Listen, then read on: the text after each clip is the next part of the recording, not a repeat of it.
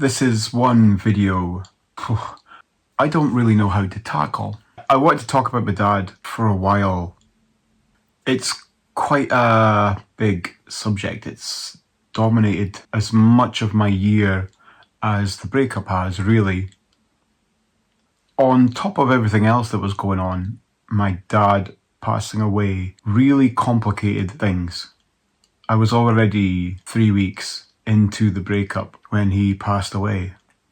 Now, he had been dealing with health problems for quite some time anyway. He'd already had multiple heart attacks over the years. He'd been in and out of hospital. This was his 4th heart attack in January. But the first major health scare was in 2014. He came down with the flu of some kind. He ended up in hospital with pneumonia, and he was there for several weeks trying to recover. And I think it was at that point it was kind of clear that he was not in top condition.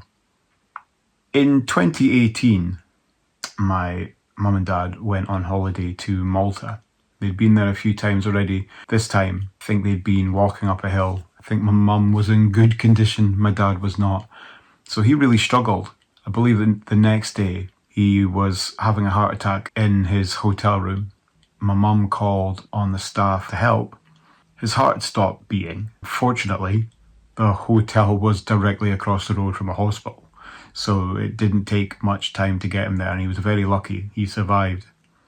And he'd had a few heart attacks since then. The biggest one, his 3rd heart attack, was in 2024, in January again. This time he needed a triple heart bypass. The doctors warned him that if he had another heart attack, there was a very good chance that he would not survive. So it was in his best interest, really, to look after himself, and he didn't. All he had to do was a little bit of exercise, but again, he just kind of planted himself in the sofa. So at the time of the 4th heart attack, I was working at the meat factory, but I was doing a cleaning job this time. It was a night shift job. I finished up around 1 o'clock in the morning, get back home and get some sleep, really. I was only sleeping about an hour at a time anyway. I was having this kind of strange experience where I was having hallucinations. That was probably all down to the lack of sleep.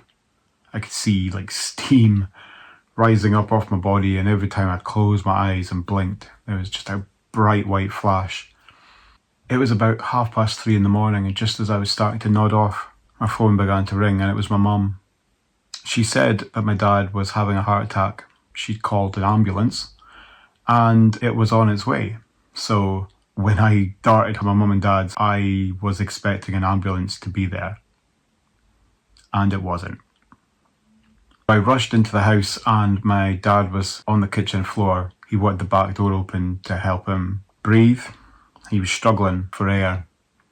I naively thought that the ambulance would arrive pretty quickly. I ran out into the street in the middle of the road, and every time I could hear something in the distance, I thought, well, that'll be the ambulance. It was just a lorry or a car. There was nothing coming, and I thought, well, they must be on their way. I mean, they're based in Banff, for goodness sake. I just remember it was absolutely freezing. The air was so still. There was not a cloud in the sky. I could see the stars. I was standing out there, shivering and shaking, waiting for ages. I could hear a noise coming from the back of my mum and dad's house, like he was trying to throw up.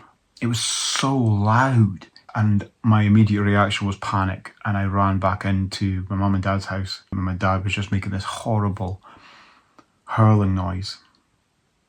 Not long after that, my dad was struggling to breathe. It was getting worse. He kind of passed out on the floor, and I tried with my mum to put him in the recovery position, and he immediately came to again. He couldn't breathe when he was laying down. Me and my mum just looked at each other. We didn't know what to do. So about half an hour had passed, and I thought, this is ridiculous.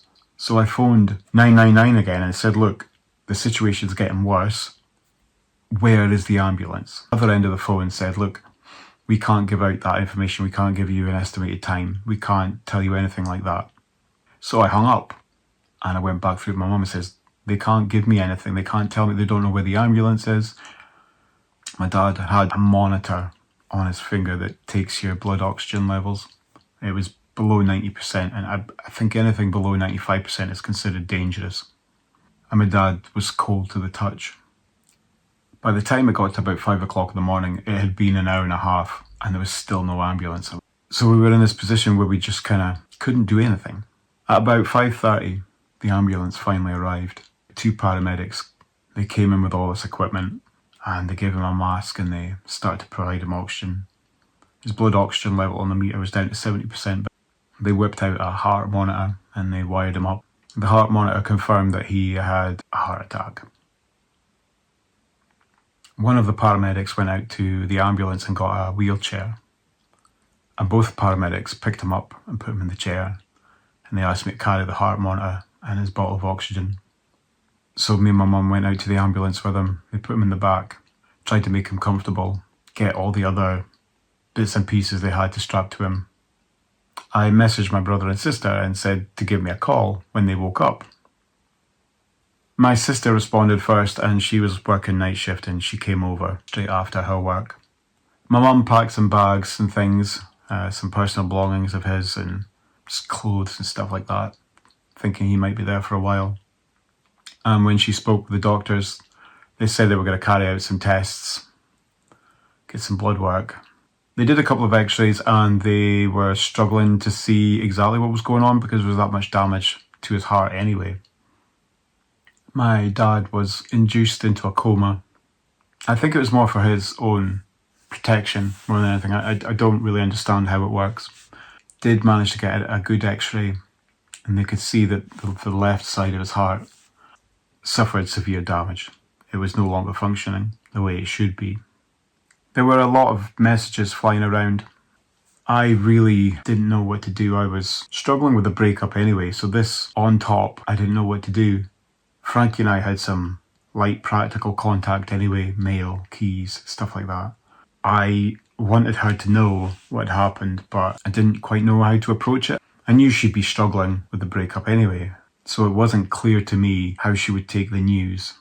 So I figured the best thing to do was contact her dad or her stepmom. I tried to call her dad, but her stepmom later said that he wasn't around.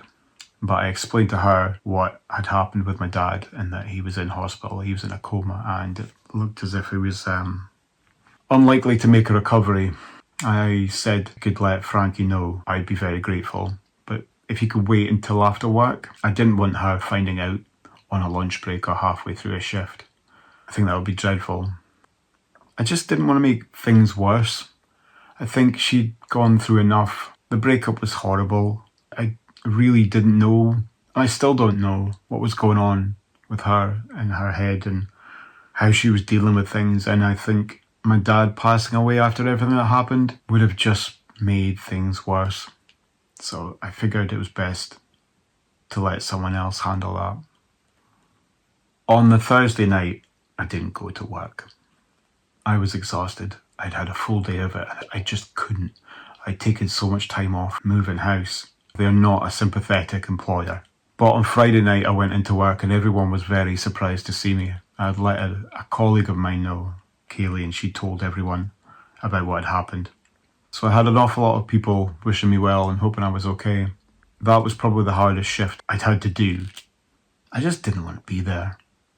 Once I'd finished my shift on Friday, I went straight to my mum's. My mum was in bed asleep, and it was just my eldest nephew. He was there. He was playing video games and doing stuff on his phone. And the two of us stayed up till about 4 o'clock in the morning chatting. We talked about all sorts of things. We talked about my dad. We talked about Frankie. We talked about all his kind of things he had going on in his life. Took a selfie together as well. We had a lot of questions for each other and he had a lot of questions for me about the breakup and I was happy to answer them, I guess. Later on in the morning, my mum and sister went into the hospital in Aberdeen. There was only 2 people allowed to visit at a time, so it didn't seem as if there was much point in us going in. But there'd been some news. They did some tests on the blood work and they could tell that all his organs were shutting down. Multiple organ failure. His kidneys, his liver, everything had been starved of so much oxygen. He was not going to make it. So my nephew and I were left with a choice. We decided we were going to go into hospital. At least if we couldn't see him, we could be there. And I messaged my brother to say we were going through, and he said he was going to come as well. We took a drive into Aberdeen. It was cold and the sky was grey and horrible. It felt like it was taking forever to get there. We parked up in the multi-storey car park, went into the main entrance. Aberdeen Royal Infirmary is pretty well signposted. We went to the waiting room next to the ward. My brother was already there. He stays in Aberdeen. We kind of sat down and made small talk. I just remember there being a TV on in the background and the news was playing on a loop. And there was a vending machine on the corner and a fake painted glass roof that was made to look like white clouds and blue sky. My mum and sister came into the waiting room eventually and they explained that the doctors were going to lift him out of his coma so we could interact with him. Now, I wasn't clear what that meant, but they took my dad into a separate room so we could be with him on his own. There was a nurse there, trying to clean my dad and wash him up. There were tubes, trips, all sorts of stuff in his arms, wires attached to his chest. There was a tube. He was intubated to help him breathe. They had lifted him out of his coma. He was beginning to come around and realise that we were all there. I think at that point, because he could see all of us, he must have known that was the end. I held my dad's hand. I didn't know what to say. All I could say was, "It's okay. It's okay." He stared back at me, these frightened, tired eyes, like he was looking right through me. My nephew, he went up and held my dad's hand. He said, "I love you, Grandpa." My dad smiled. He stuck out his tongue. It really got me. I just didn't know what to do. We didn't know what was going to happen. We all took turns saying what we had to say, but it wasn't much. Nobody knew what to do or what to say. We went back to the waiting room. The doctors wanted to remove the life support. There was nothing else they could do. When we returned, everything was gone except one sensor on his left finger, and that was just so they could monitor his heart rate. My dad was unconscious again. It was about 7:30, and we just sat there and chatted amongst ourselves. My brother was on his right-hand side and held his hand there. My nephew was on his other side and held his hand. My sister sat next to my nephew and my mum sat next to my brother, and I sat at the end of the bed. I remember looking at my phone about 9:30. That was the last time I really checked the time.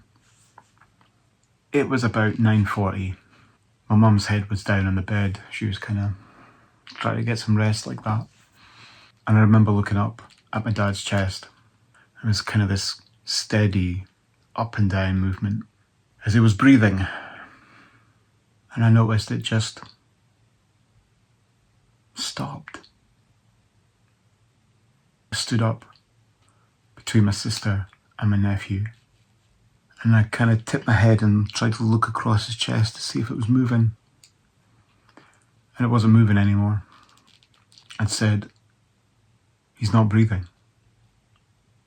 And my sister checked for a pulse in his neck. And she said, "There's no pulse." He was gone. I hugged my mum and my brother. My sister and my nephew hugged as well. We were all crying. I went and found a nurse, and I told her that he'd stopped breathing. She'd let me know that there was still a little bit of brain activity, and she was waiting for it to fade. But she knew. The nurse asked if we would like to say any last words individually. I didn't know what to say. I was just, if I had anything to say, it would be to an empty shell. And it wouldn't be for him, it would be for me. But my brother wanted to stay in. My nephew did too. My mum and my sister waited outside the room. But I went back to the waiting room. I just slumped in the chair. I could see the news was still on the TV. The vending machine, whirring away. Just looked at the painted glass ceiling. It was like 10:30 at night, and it looked like daylight in there. Eventually everyone joined me in the waiting room.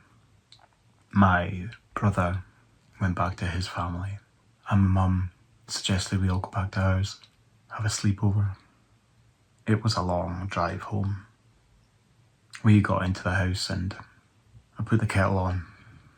My nephew just stopped in the doorway. My dad, he was always in the same spot. My nephew just stared. He was tearing up. He wasn't there anymore. And he never would be again. The following day, on Sunday, we had to let people know what had happened.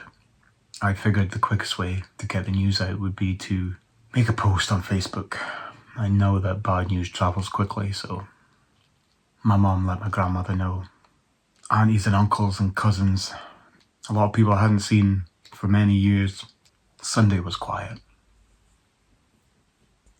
It wasn't until Monday. My mum had looked out my dad's will, and he'd made me the executor, which meant having to deal with solicitors' meetings and sorting out his estate, wrapping up everything that needed to be wrapped up.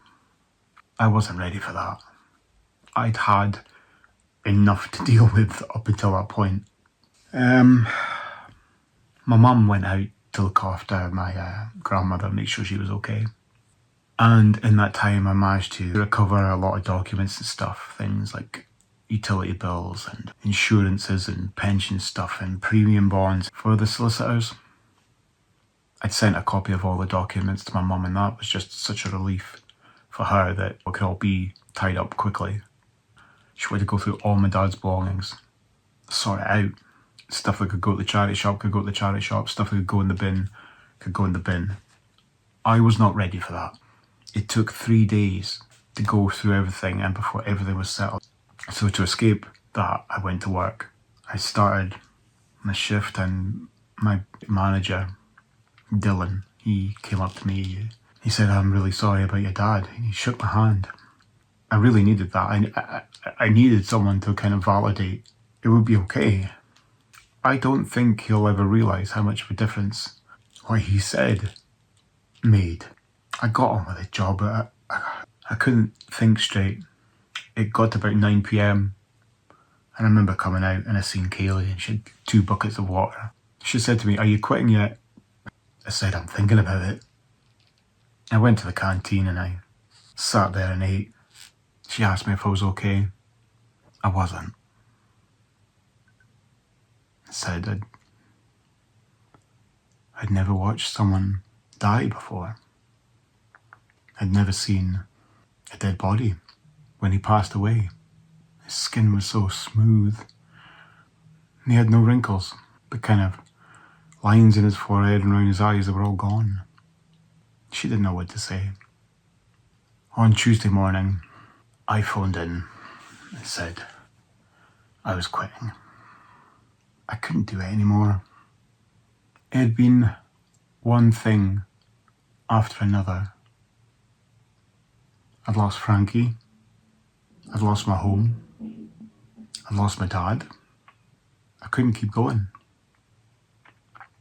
It was just one layer of stress upon another, and something had to give, and it had to be work. On the Thursday, me and my mum went to see the solicitor. We took all the documents we found, we printed off a load, and we had them all on a USB drive as well. My dad's money landed in the bank account, and I felt absolutely nothing. I was completely numb.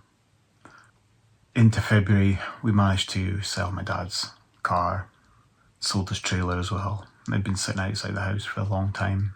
I got a message from Frankie one day. It said there was mail for me. 7 minutes later, she sent another message saying she was sorry to hear about my dad. That 7-minute gap, I knew she was probably wrestling with what to say, but I'm glad she messaged. I certainly hope she didn't feel any guilt. I certainly don't feel any bitterness towards her. I mean, how could she possibly have known? I know she was struggling. I know she would have been doing exactly what was right for her. I just hope she didn't beat herself up too much.